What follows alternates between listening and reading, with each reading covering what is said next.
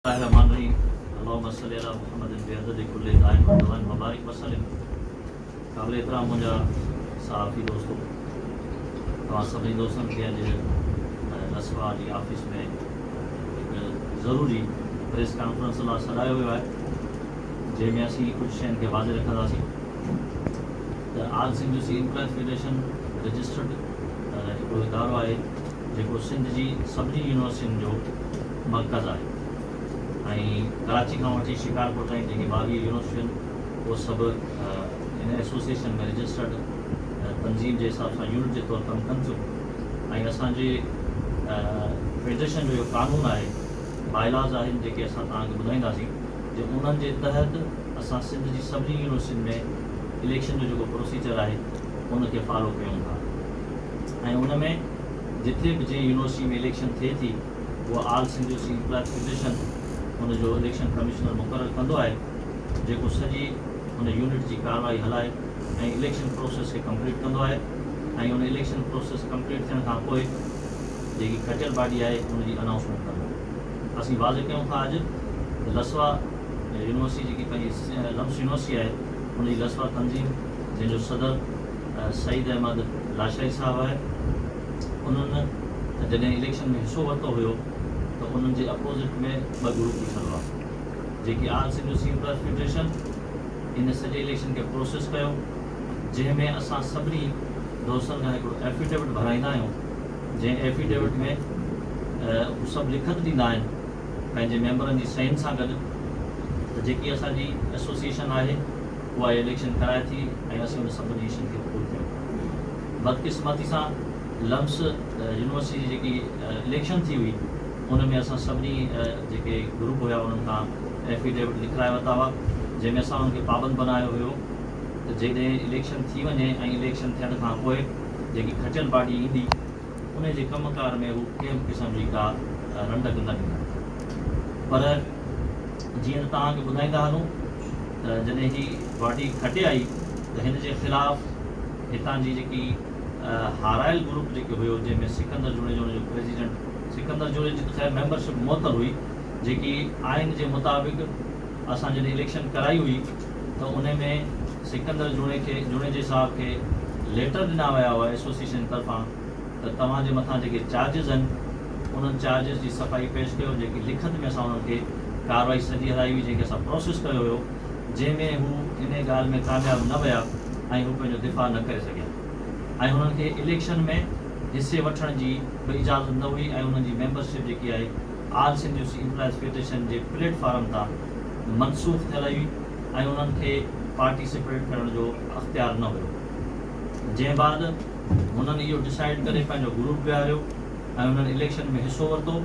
Election में हिसे वठण खां पोइ हुननि खे जॾहिं शिकस्त थी त हुननि खटियल बॉडी जे ख़िलाफ़ु हिकिड़ी प्रोपेगेंडा हलाए ऐं उन्हनि खे कमकार करण खां तमामु घणो परेशान कंदा हुया, जंहिंजो नुक़सानु हितां जे जेके लसवा जा मेंबर आहिनि या लसवा जा जेके मुलाज़िम आहिनि उन्हनि खे सिधे तरीक़े सां थी रहियो आहे। सिंध यूनिवर्सिटी जी ऐं आल सिंध एम्प्लॉयज़ फेडरेशन जे कानून मुताबिक़ असां ही कार्रवाई पंहिंजी जेकी सॼी इलेक्शन जी कई हुई उन खां पोइ असांखे हिकिड़ो लेटर मौसूल थियो जेके लसवा जे प्रेसिडेंट ऐं सभिनी उहिदेदारनि जे तरफ़ां त असां जॾहिं ही आइन जे मुताबिक़ इलेक्शन कराई ऐं उन में हिननि सभिनी हिसो वरितो, जंहिंमें हिननि जो सदर ऐं जनरल सेक्रेटरी मौजूदु हुया ऐं उन्हनि हिसो वठी इन में एफिडेविट भरे ॾिनो त असां इन सॼे इलेक्शन प्रोसेस खे कामयाबु सम्झूं था ऐं जेकी इलेक्शन थी आहे या फेयर थी आहे ऐं असीं खटियल बॉडी जेकी आहे उनखे तस्लीम कयूं था, जंहिंमें तव्हां सभिनी मीडिया जे दोस्तनि कवरेज कई हुई ऐं तव्हां सभिनी खे आउं ॿुधाईंदो हलां त तव्हांजे रिकॉर्ड ते पिणु मौजूदु हो। पर उन खां पोइ हितां जी इन हारायल तंज़ीम जो जेको जनरल सेक्रेटरी सदर हुया मुसलसिल उन्हनि हिननि दोस्तनि जे लाइ तमामु घणियूं ॾुखियाइयूं कयूं, जंहिं बाद हिननि आल सिंध एम्प्लॉयज़ फेडरेशन खे इहो लिखियो त जेके तव्हां एफिडेविट भराया हुआ ऐं इलेक्शन जो प्रोसेस कयो हुयो, अॼु उहा हारायल बॉडी जेकी आहे शाह नूरानी ग्रुप जो नाला जीअं शाह नूरानी ग्रुप जो जेके उहिदेदार आहिनि उहो असांखे तमामु घणो परेशान करे रहिया आहिनि। लिहाज़ा आल सिंध एम्प्लॉयज़ फेडरेशन इन सॼी कार्रवाईअ ते पंहिंजी मुदाख़लत करे ऐं हिन माण्हू खे रोके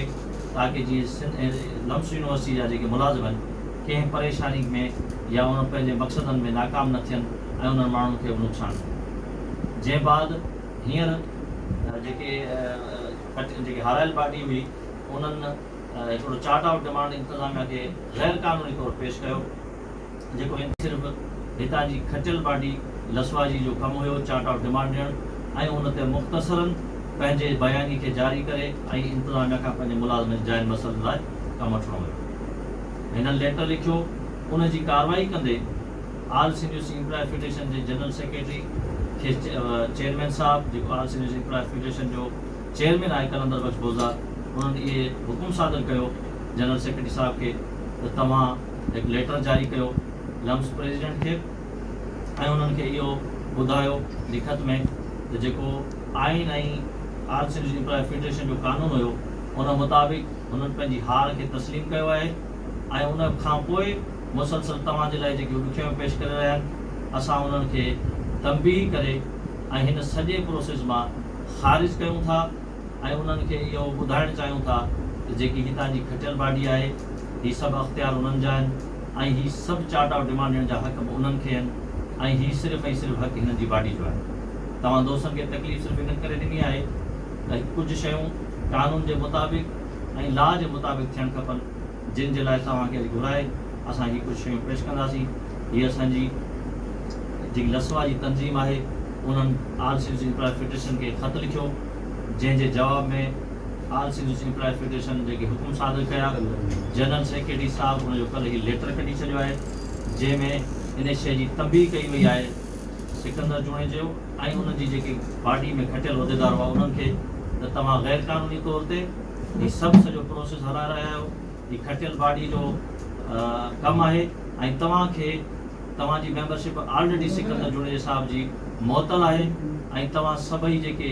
गैर क़ानूनी कमु करे रहिया आहियो उन्हनि खां तव्हांखे रोकिजे थो। ऐं असां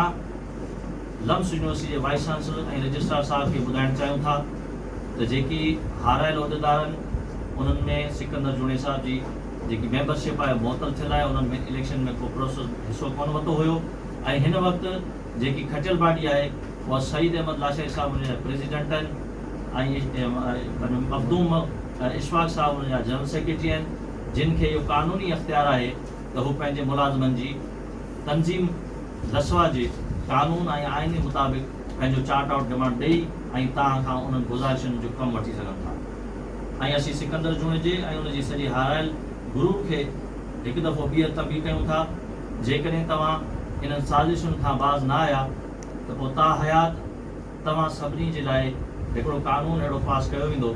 जंहिंमें तव्हांखे अॻे दफ़ा इलेक्शन प्रोसेस में हिसो वठण खां रोकियो वेंदो। तव्हां दोस्तनि खे इहो ॿुधाईंदा हलूं त सिंध जी ॿियनि यूनिवर्सिटियुनि में बि जिथे all Sindh employ federation election करायूं आहिनि ऐं उनजे आइन ऐं कानून मुताबिक़ इलेक्शन थियूं आहिनि, जिन खे कोर्ट सगोरियुनि में बि घणनि दोस्तनि चैलेंज कयो पर कोर्ट सगोरियुनि खे चयो त इहे तव्हांजे फेडरेशन जे आइन जे तहत जेके इलेक्शन थियूं आहिनि ईअं ई बरक़रार रहनि। हिन वक़्तु मौजूदा सूरत हाल कहिड़ी यूनिवर्सिटी आहे मोदी साहिबु लम्स यूनिवर्सिटी में बि इहा ई सूरत हाल रही आहे। उते वाइस चांसलर उतां जे प्रेसिडेंट खे ऐं उतां जे मुलाज़िमनि खे तंग करे रहिया आहिनि। असां वटि हिन वक़्तु जेके ॿिया ग्रुप जेके आहिनि, जीअं असां वटि टंडोजा यूनिवर्सिटी आहे उते जे हारियल दोस्तनि खे मां हिकिड़ो पैगाम तव्हां दोस्तनि जे तसलसल ॾियां थो त जेके खटियल पार्टियूं आहिनि हीअ सिर्फ़ु उन्हनि जा अख़्तियार आहिनि ऐं तव्हां जेकॾहिं पंहिंजे इन्हनि अख़्तियारनि खां तजावुज़ कंदा त तव्हां ईअं सम्झो त ऑल सिंध एम्प्लॉय फेडरेशन जे कानून जे तहत तव्हांखे बि हमेशह जे लाइ इन इलेक्शन प्रोसेस खां रोके छॾींदासीं। तंहिंजे करे तव्हां दोस्तनि जे तसलसल सां लम्स यूनिवर्सिटी वाइस चांसलर ऐं रजिस्ट्रार साहब खे गुज़ारिश कयूं था ऐं इहो ॿुधाइणु चाहियूं था त हिते जी जेकी खटियल बाडी आहे उन्हनि जो इहो अख़्तियार आहे त चार्ट ऑफ डिमांड तव्हांखे पेश कनि ऐं उन्हनि जे मसइलनि ते तव्हीं उन्हनि सां सिर्फ़ु ॻाल्हाए सघो था, न कि हारायल कंहिं उहिदेदारनि। कंहिं बि इदारे में जेकॾहिं को मुनज़म कानून आहे त उन कानून जे तहत उन यूनिट जे खटियल बाडी जे उहिदेदारनि खे इहो अख़्तियार आहे त हू पंहिंजे मुलाज़िमनि जे जाइज़ हक़नि जे लाइ कानून ऐं आइन जे दायरे में रही पंहिंजी यूनिवर्सिटियुनि मां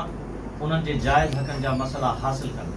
ऐं तव्हांखे ॿुधाईंदा हलूं त ऑल सिंध एम्प्लॉय फेडरेशन जे चेयरमैन जे हुकुमनि जे तहत ऐं आउं vice chairman all Sindh employ federation तव्हां सभिनी दोस्तनि खे ॿुधायां थो त सिंध जी यूनिवर्सिटी में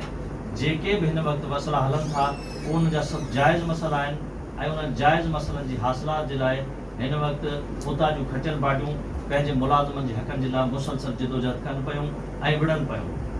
असल मसलो हीअ आहे त जिथे मुलाज़िमनि जी तंज़ीमूं पंहिंजे मुलाज़िमनि जे जाइज़ हक़नि जे लाइ चार्ट ऑफ डिमांड ॾियनि ऐं हू सॼो इलेक्शन जो प्रोसेस खटे अचनि ऐं उन खां पोइ हारायल उहिदेदार जिन जो उहो वक़्ती कमु ख़तमु थी वञे थो ऐं उतां जी खटियल बाडियुनि खे हू कमु करण खां रोकींदा त मुसलसल उहो जिदोजहदूं नाकाम थींदियूं ऐं सिंध जी सभिनी यूनिवर्सिटी जा मुलाज़िम ईअं ई परेशान थींदा जीअं उन्हनि मुलाज़िमनि खे ॼण त उन्हनि जो को ओई वाई न हुजे।